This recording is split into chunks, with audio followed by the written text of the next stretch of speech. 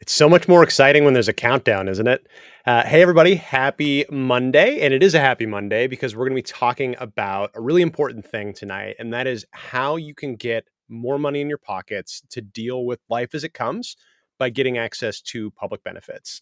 And this is something that's really near and dear to my heart because, as many of you know, about 8 years ago, I had $60,000 in debt. I was driving for Uber and Lyft. I could not get ahead. And it was public benefits like food stamps that actually kept me alive. And so I really, really have a passion for this subject. And I think it's something that is really kind of misunderstood. And if you're somebody that struggled with debt, struggled with your finances, I think this is something that could be really, really helpful to you. And so I'm excited to be able to talk about that tonight. So here's what we're going to talk about. We're going to talk about how SSI and SSDI work and who qualifies for those benefits. We're going to talk about what makes those applications tricky, how you can improve your chances when you actually do an application. And then we're going to talk about something that is, I think, even more important, which is the shame and the stigma that people feel. And I know that I felt when I was applying for help, and how you can kind of reframe that and think about those benefits differently. We'll talk about some real stats and stories about how benefits have helped people turn their lives around. We've already covered one, right? We've talked about me. And we'll do a little bit of an overview of Benny, which is a free tool that simplifies the process of applying for benefits. And our guest tonight, who I will share in just a second and then stop talking because you all hear enough of me talking, is Jeremy Shapiro. Jeremy is the founder of Benny, which is a platform that helps people apply for public benefits, starting with SSI and SSDI. He is, just a regular dum-dum. He has a PhD in economics from MIT. He's worked for Yale, Princeton, and the Gates Foundation. So definitely somebody that knows what they're talking about when it comes to public benefits. He's also one of the original co-founders of Give Directly, which helps get money into the hands of people who live in poverty around the world. With Benny, Jeremy is really focused on the U.S. benefits system, which means cutting through red tape and helping people access the support that they deserve. So, Jeremy, welcome to the show, man. Thanks for giving your time to our users tonight. Great. Yeah, really glad to be here. Thanks for the invite. How did you get into this work? Like, I feel like we all kind of fall into this in weird ways. Like, how did you end up in benefits access? Well, as you mentioned, I got interested in academics at one point, Hmm. particularly economics is what I studied. And the topic that was most intriguing to me was just noticing the levels of income inequality, both in the US and also globally as well. And Yeah. that got me thinking about social safety nets, which are a fancy word for benefits programs. So initially as an academic, I was doing my research studying the impact of social safety nets. When you implement a program like SSI or SSDI, what does it do to people and economies, and what are Hmm. the positive and sometimes negative effects of these programs? Yeah, I sure. decided to leave academia and do more practical things that I thought could make these programs better. So initially, that was Give Directly, which you mentioned, which raises money and gives it away. I then co-founded another organization called Busara with actually one of the other co-founders of Benny, James is his name, where we advise governments on how to improve their social safety net programs. Hmm. And so Benny is kind of the next step in that journey, thinking about how can you use software and technology to make these processes easier to access and help more people take advantage of them. Got it. Got it. You said something interesting a second ago, and I think people like us who think a lot about benefits or who think a lot about what does it look like to create a better economy, just sort of inherently know what this means. But I'd love you to define a term that you just used, which is income inequality or wealth inequality. Like, what does that actually mean? I mean, the way economists tend to think about it is it's a measure called the Gini coefficient. It's like what percent of the wealth is owned by what percent of the Sure. people, right? And in perfectly in it, equal society, 50% of the wealth is distributed across 50% of the people. I Hmm. think that's the very kind of economicsy way of thinking about it. The other way I think about it is there's a more philosophical approach, which is this concept of like what does a good society provide for the people who have the least, Sure. and that's where the social safety net comes in. Is that to me is an interesting measure of what Hmm. economies and governments and societies are focusing on is when people are in a tough spot, how Hmm. bad does it get, and what are we Hmm. doing to make that not as bad Hmm. as it Okay. could otherwise be. Got it. So at like a base level, if I'm just like everyday person living my life out in the world, it kind of means why does Elon Musk have $400 billion and I work 80 hours a week and I have $30,000 is kind of like Fair. the base level of it. Yeah, Like, and what does that that sounds feel about like to right. me? Yeah. Yeah, correct. So you talked about social safety nets. One thing that I know you know quite a lot about that I think a lot of Upsolve users and people who are struggling with their finances are curious about are SSI and SSDI, or Social Security income and Social Security. I can't even talk. Social Security disability income. Can you explain what those are and who might qualify for them? Sure. Yeah, they are a mouthful. So yeah, there's the SSI program, which is supplemental security income. SSDI, Social Security Disability Insurance. In many ways, they're more similar than different. Both of these are government programs that provide monthly cash benefits to people who are not able to work, or actually not able to earn more than a particular amount due to medical conditions or other limitations. Okay. So there's some common eligibility criteria. Hmm. Basically, the first thing is you can't, to be eligible, you're not able to work above what Social Security calls SGA, which is for Okay. most people that is about $1,600 per month. So if you're earning less than that, you would potentially be eligible. Yeah. The next piece of eligibility is, you do have to have what they call a medically determinable condition. See, everyone's having a tough time talking today. Yes. It's That hard prevents hard you words to say. Medically determinable. yeah.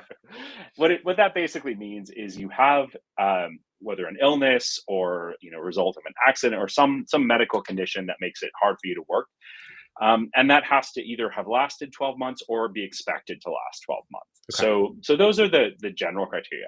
The Okay. way these programs are different is the financial side, who qualifies in a financial sense. So for SSI is a needs-based program. It's Hmm. focused on people who obviously have limited income because they're not able to earn, but also very low assets. Typically, it's less than around $3,000 in assets. Okay. That excludes your house and your car.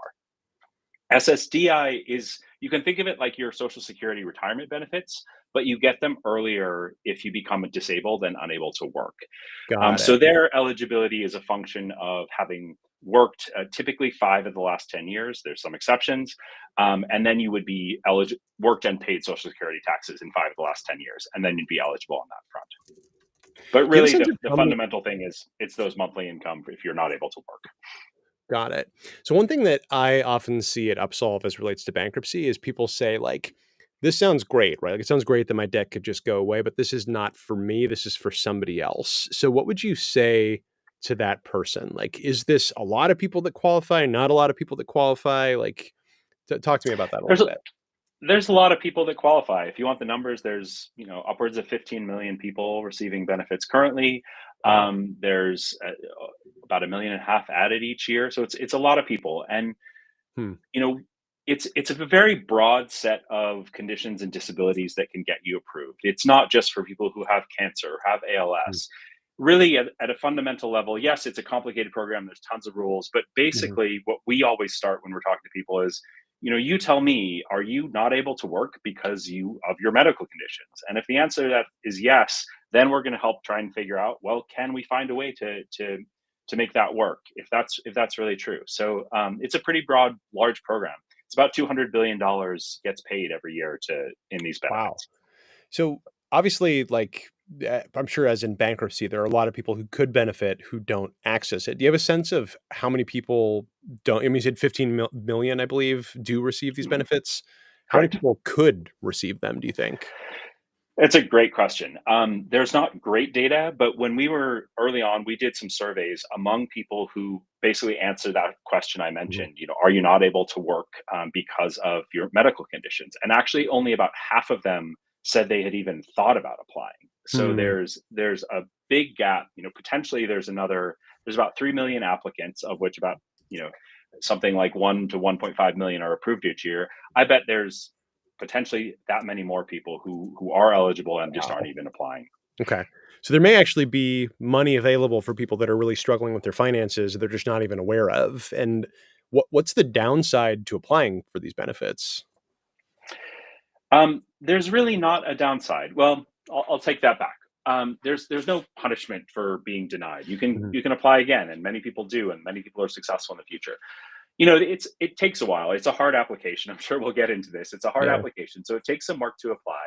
Mhm. The only other thing which is important to know is, if you do apply, if you do start to work and earn more than that limit of $1,600, you become ineligible. So, Hmm. you know, Okay. I guess if you're kind of on the edge, if Got you it. apply, you kind of can't work for that period until you Mhm. get your decision back. So that's definitely something to take into consideration. But if Hmm. you're really not able to work, there's really not much downside Yeah, to what else applying. would you do? Yeah. Mhm. So why are the applications so complicated?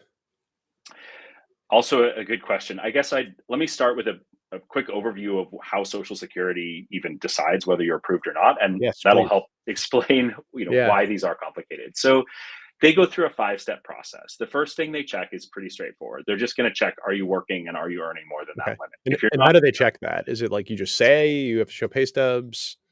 pretty much that you just say. Okay. They, if you, because a lot of people are gig worker under the table and Mhm. they don't have that. They may have your earnings record from the IRS and they can check it eventually, but really Mhm. you just say that and they'll try and verify it. So it's important to be honest there. The second step is also that one I mentioned. They're going to check: do you have a medical condition that is likely to last for 12 months or Okay. already has? Then you get to step three. So This is your that's kind of first like chance. just to cut you off, just 'cause I wanna really understand this. Yeah, no That's worries. like a doctor's note or something like that, right? Like, this person's been, had this condition for this long or whatever.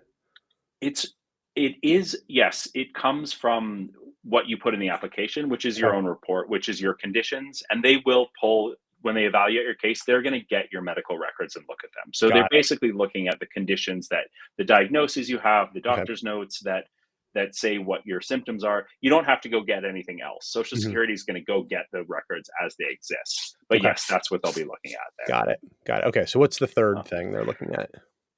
Third thing is they look at the conditions you have, and there is an incredibly huge book of regulations that says for As particular always. conditions, Yeah. there always is, does this meet the criteria? So if you Hmm. had really Okay. severe asthma, there's a breathing test. Hmm. And if you Wow. score more than a certain level on that breathing test, you're qualified, you're done. Wow. But Huh. that said, many people don't actually get approved at that stage. You don't have to meet one of these criteria. If Sure. you do, great, you're approved. If you don't, you go to step 4 and 5. And in step 4, what they'll do is they are going to look at the jobs you've had in the past 5 years Mhm. and what you had to do those jobs and see, can you do those jobs anymore? Yep. If you're not able to do your past jobs, they're going to say, this is where it gets really complicated. Is there any job out there that you can actually do? And so, for example, I was a commercial fisherman. And so say Wow. I had Whoa, back issues. dropping that in there out of the Yeah, blue. jumped What in. a wild It was an past early life. job. Yeah. It was a tough one, actually, maybe my hardest job, but it was Yeah. very physical, right? Sure. So they might say, hey, Jeremy's got back issues. He clearly can't hang out on a fishing boat and lift Sure. heavy weight and all that.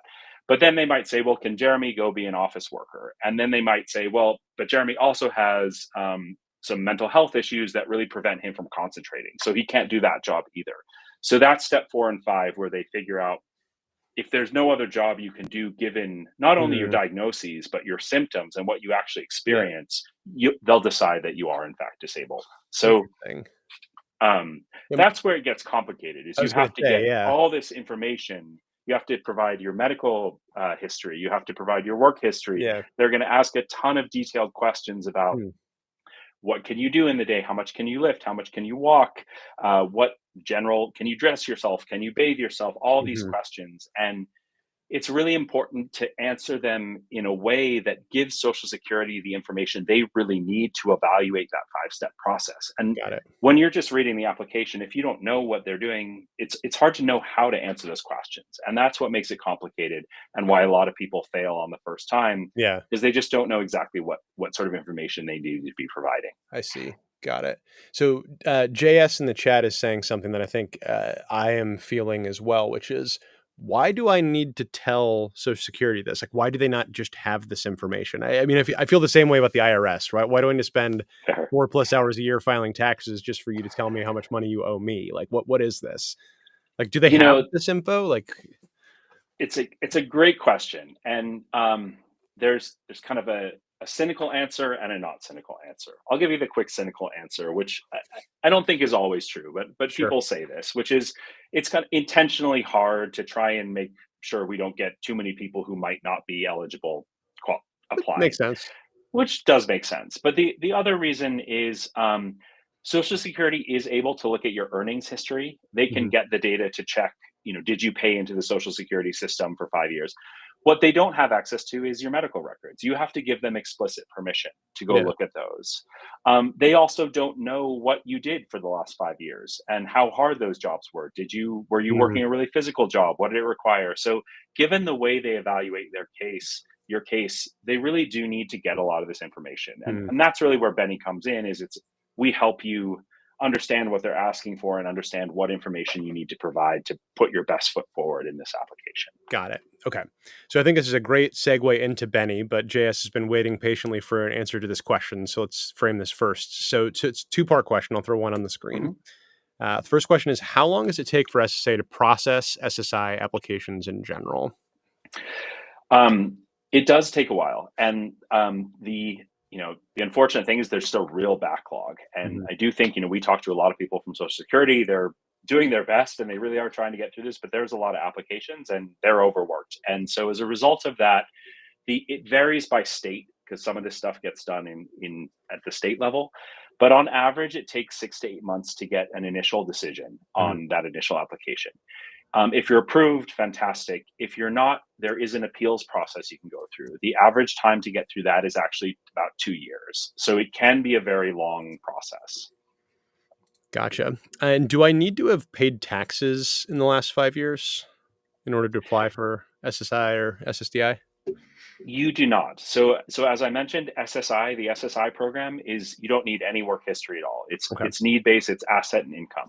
For SSDI, the rule of thumb is that you need to have worked in a job where you were paying Got Social it. Security taxes. So, if you had a W-2, for example, for about half of your adult life. Okay. So from age 21, that's roughly the rule of thumb.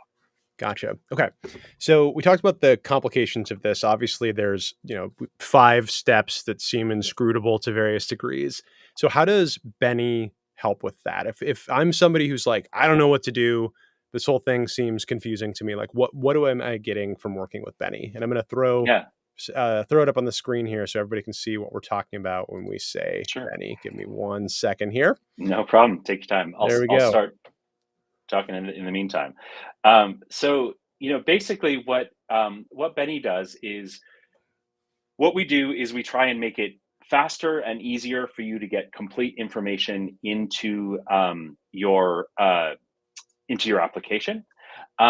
And we also give you customized guidance for your particular situation. So what that means more concretely is we have kind of a couple intake steps where you'll give us some basic information about Mhm. your medical providers, about your work history. We also offer the option for you if you have a MyChart account or something like that, Okay. where From your through your doctor, doctor. Okay. you can connect that and just pull in your data automatically. So we've got complete data for you. With that limited data, we can actually pre-fill a lot of the application for you and give Okay. you really customized guidance about how you should answer certain questions to make sure you're giving Social Security the information they need to process your case. So Mhm. really what we're trying to do is give you the guidance, the education to submit the best possible application you can and also make that as easy and fast as Mhm. possible for you. They're 72-page applications if you Yeah. do it on paper, so we really try and minimize that with some automatic imports and other ways to help you speed it up. Got it. Do I need to access this tool through like a partner? I'm just trying to see if I'm somebody who So wants to use it in I think general, that's how to use it. actually the wrong site. Oh boy. Let me just no worries. I'll put the We'll drop it in Benny. the chat. This is well, Uh, if you're yep. welcome for the free promotion, No, Benny.com. no There we go. problem. Intake. I thought I was spelling it wrong when I did the search. So No here we problem. go. It's a common name, Benny. There's a Here lot of Bennys out here there we in the world. go. We're gonna share this tab Um, instead. Look at this.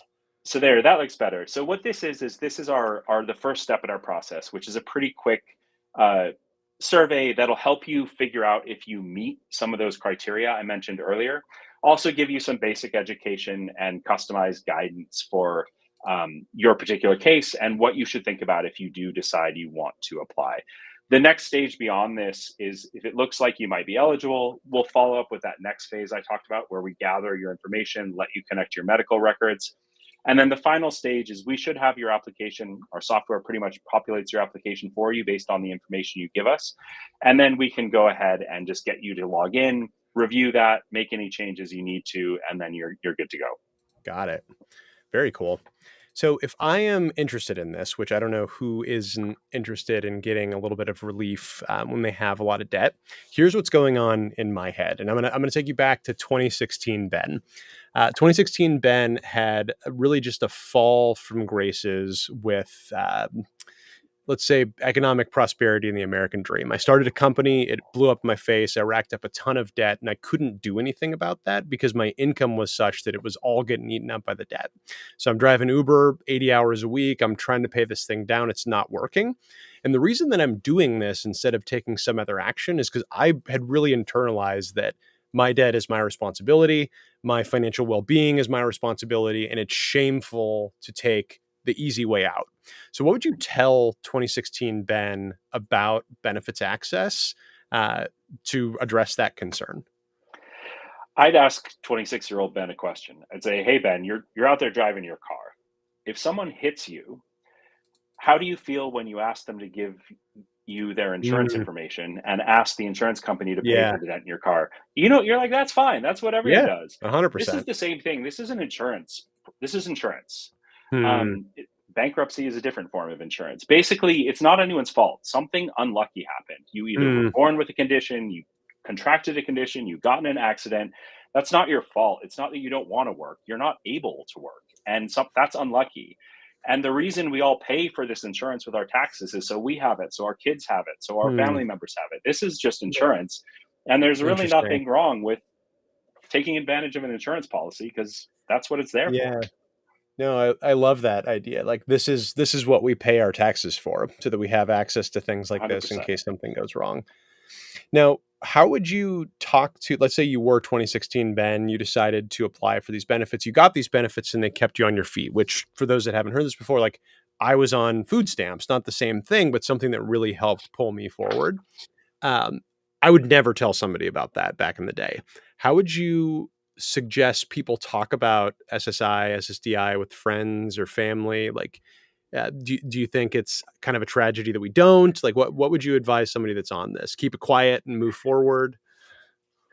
No, I think I would be talking about what it, to me, I think there's, the broader thing I would love people to talk about more is what it does for their lives and the good it does for their Mm, lives. I think what you yeah. see, and actually we were talking about this a little bit before when we were catching up backstage, is Mhm. young people who get SSI when they're younger, their lifetime income is higher. They earn, not Wow. counting the benefits, they earn $5,000 more Wow. per year than Okay. someone who doesn't. So I'd love people to talk about the really positive changes that these insurance programs, that these benefits create in their lives, and that changes the whole narrative, and it it makes it harder for people who want to cut these programs to do so because they realize this is actually creating a better world for Sure. people and really doing a lot of good things. So I would hope people aren't ashamed of this and hiding it, but they're out there talking about, hey, this is what this is, like you do. This is why this mattered to me. This has kept Yeah. me afloat. This changed my whole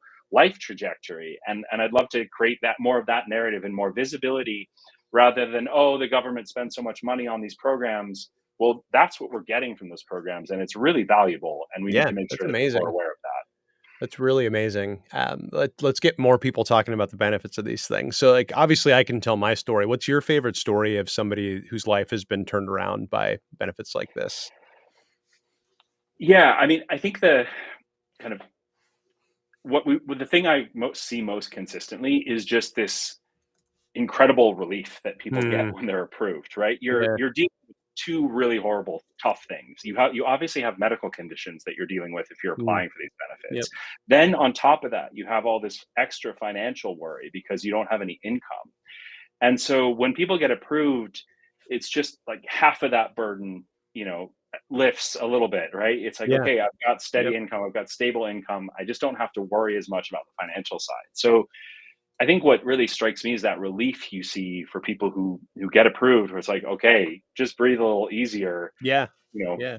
I can focus on my health. And actually, Yeah. one thing you see in this is going to research studies is people get approved, their health outcomes get better Yeah. That makes a because lot they're of sense. focused on their health. They're not just worried about their finances all the time. And stress is a killer, right? Like, what's that? For sure. Kanye West is a polarizing figure, but I love his line: "Having money and everything, not having it is." Like, it's just it makes such a Yeah. huge difference in your life when you have a little bit of breathing room. Like, I remember, it's a little bit different scenario, but it's a similar thing. When I walked out of the bankruptcy court after, like, 2-3 months of, like, just dealing with this proceeding, and, like, finally have a piece of paper in my hands that says, like, your debt is gone. It changed my Right. whole life. Like, that little bit of breathing room was what I Yeah. needed to say, okay, let's keep working as hard as we are, but let's use that work to actually pull us up the economic ladder instead of just paying more and more money to Bank of America all the time. And I'd Fair enough. imagine something really similar happens for people when they get on benefits. Absolutely.